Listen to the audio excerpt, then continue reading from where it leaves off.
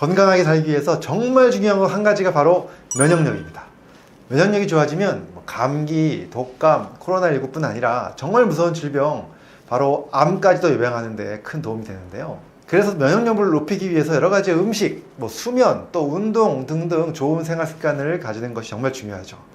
그 중에서 오늘은 제가 면역력에 정말 좋은 필수 영양소 3가지 말씀드리고요. 또 이 성분이 너무 풍부한 음식, 지금 먹으면 딱 좋은 이 음식 말씀드리겠습니다. 오늘 영상 끝까지 봐주시고요. 도움이 되셨다면 좋아요, 구독, 알림 설정 해주시면 감사하겠습니다. 고마우신 구독자님들, 오늘도 클릭해주셔서 정말 감사합니다. 면역력 높이는 필수 영양소 그 첫 번째는요, 바로 아연입니다.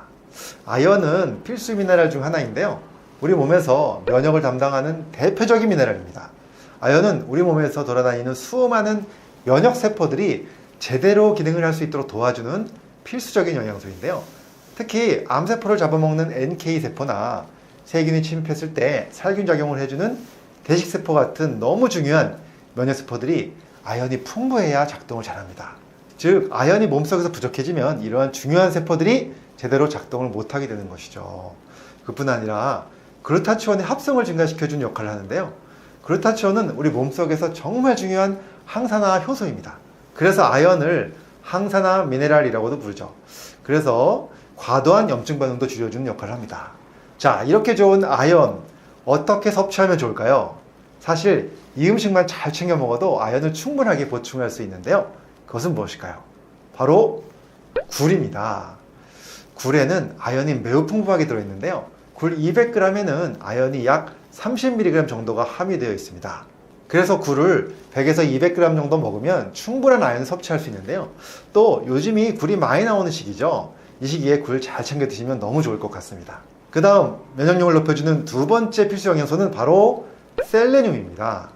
셀레늄은 글루타치온의 기능을 도와주면서 강력한 항산화 미네랄로 알려져 있는데요, 그뿐 아니라 대식세포와 NK세포와 같은 면역세포의 기능을 강화시켜주죠. 그래서 일부 암치료 병원에서는 암 환자들에게 셀레늄 주사제를 사용하기도 합니다.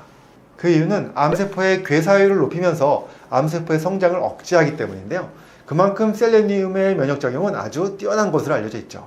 그러나 셀레늄은 아주 작은 양으로도 작용을 하기 때문에 과도하게 많이 섭취하면 오히려 부작용이 잘 생길 수 있는데요, 하루에 보통 200에서 300 마이크로그램 정도가 적당하고요, 하루 1mg, 즉 1000 마이크로그램을 넘지 않는 것이 좋습니다. 이 좋은 셀레늄도 음식으로 충분하게 섭취할 수 있는데요, 그 대표적인 음식이 무엇일까요? 그것이 바로 브라질 너트입니다. 브라질 너트는 셀레늄이 너무 많이 들어있어서요, 하루에 2~3개만 먹어도 충분하고요, 하루에 5개 이상은 먹지 않는 것이 좋습니다. 그 정도로 셀레늄이 가장 많은 음식이 브라질 너트니까요, 하루에 2~3개씩 꾸준히 챙겨 드시면 정말 좋습니다. 자, 이제 마지막 면역력을 높여주는 필수 영양소 3번째는 무엇일까요? 이것을 말씀드리기 전에 한 가지 질문 드리겠습니다. 미국의 트럼프 전 대통령이 코로나19에 걸렸을 때 미국 의료진이 처음 투여한 영양소가 있습니다. 자, 대통령이 코로나19에 걸렸으니까 미국 의료진이 얼마나 정성스럽게 치료를 했을까요? 그 치료 과정에서 제일 먼저 투여한 영양소는 무엇일까요? 그것이 바로 비타민 D입니다. 코로나19 환자에게서 비타민 D 효능에 대한 연구가 여러 가지 나왔는데요, 그중 대표적인 연구가 이스라엘 연구팀이 연구한 결과입니다. 비타민 D가 평소에 부족했던 사람이 정상인 사람보다 코로나19에 감염된 경우에 위중증과 사망 위험이 14배나 더 높았다는 연구 결과인데요, 그만큼 비타민 D는 정말로 중요한 면역 비타민입니다. 제가 비타민 D와 면역에 대한 여러 가지 사항들을 잘 정리해서 올려드린 영상이 있는데요, 그 영상은 제가 이 영상의 최종 화면에 링크로 걸어드릴 테니까요, 궁금하신 분들은 그 영상도 꼭 봐주시고요. 자, 그렇다면 비타민 D 보충을 위해서 어떤 음식을 먹어야 할까요? 솔직히 말씀드리면 음식으로 비타민 D를 충분히 채우기는 매우 어렵습니다. 음식보다 훨씬 효과적인 것이 바로 햇빛이죠. 그래서 비타민 D는 음식이 아니라 햇빛이다 라고 인식하고 계셔야 하는데요, 그런데 문제는 이 햇빛 쬐는 것도 아주 어렵습니다. 햇빛으로 우리 몸에 충분한 비타민 D를 보충하기 위해서는 여러 가지 조건들이 필요한데요, 우리 피부를 많이 노출해서 햇빛을 쬐어야 합니다. 민소매에 반바지를 입고 햇빛이 좋은 시간에 약 15분에서 20분 정도 노출해야 하는데요, 그리고 그렇게 일주일에 3~4회 정도 해야 합니다. 물론 선크림은 바르지 않아야 하고요.